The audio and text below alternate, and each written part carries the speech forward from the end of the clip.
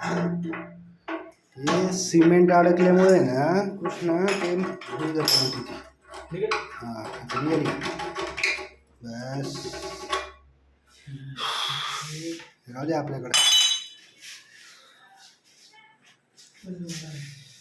हां